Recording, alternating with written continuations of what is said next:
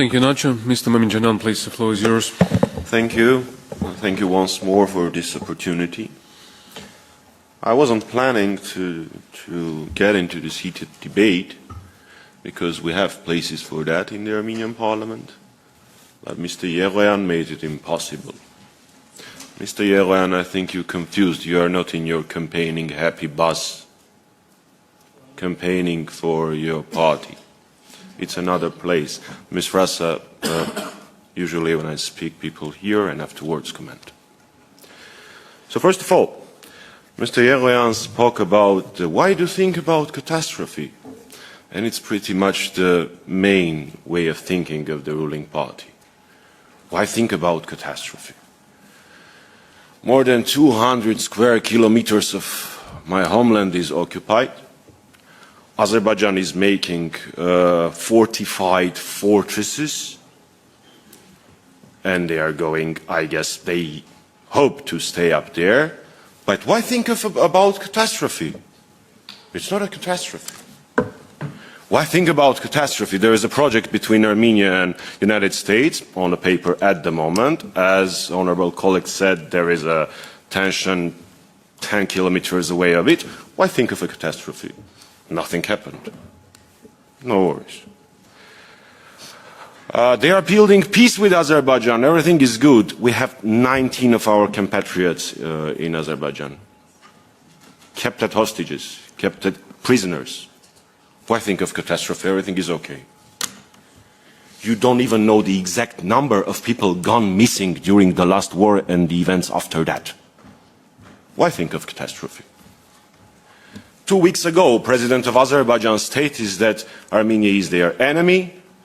They succeeded in removing Armenians from our historic homeland, stating awful things that they are going to fight, they are going to hit us, etc., etc. Why think of a catastrophe? Positive thinking, positive thinking. Mr. Yeroyan, it's not positive thinking, it's wishful thinking. You confuse them. When our honorable colleague, Mr. Sanchez-Amor, is speaking about that European Union is a choice, first of all, not geopolitics, I agree with you 100%. And that's why, while we were in power, we negotiated and signed CEPA agreement. That you implemented 50%, half of it. If you realize that reforms are important, why only 50% of the CEPA is implemented? And this is the last year of this phase. When speaking about the democracy level in Armenia, we have more than 50 political prisoners. The last reports of the Democracy, Heritage Foundation, and many other foundations explicitly state that there is a backslide of democracy in our country. In my country, the head of the executive is live on his Facebook, is promising to show his intimate parts to the head of the Armenian Apostolic Church. That one is a catastrophe indeed. We had 4 archbishops imprisoned, and we have the attacks on church going on at the moment. Regarding the electoral process, there are problems and violations of the electoral process at the moment as we speak. Because violations of the electoral process are not only on the day of elections or prior a few days of it. The leader of one of the biggest oppositional parties that is going to participate to the elections is under home arrest. He has been arrested for more than half a year. Members of my party are arrested, members of the Armenia faction are arrested, and MP is arrested. But you are speaking that everything is good. And I would like to finish my speech paraphrasing or telling you a dialogue that I had with a French diplomat. he was asking that, okay, you see that Armenia,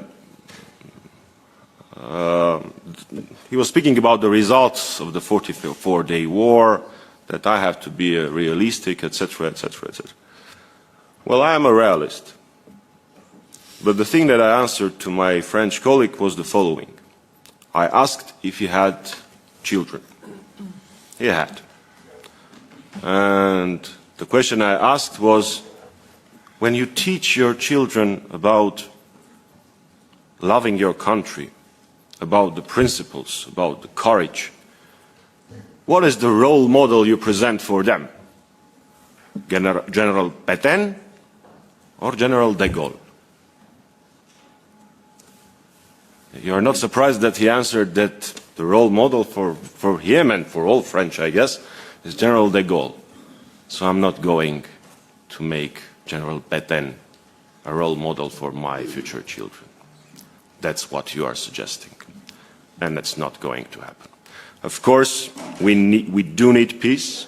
Of course, me and my party are for peace, but for a guaranteed security as well. I haven't ever heard about a peace when my compatriots are in Baku jailed. I haven't ever heard about a peace when there is occupation of my country. So that's what we are talking about. And most of what I've said is presented in the amendments that I've suggested for the final statement of our meeting. Thank you, Mr. Ushakov. Thank you, Mr. Mamiջանյան.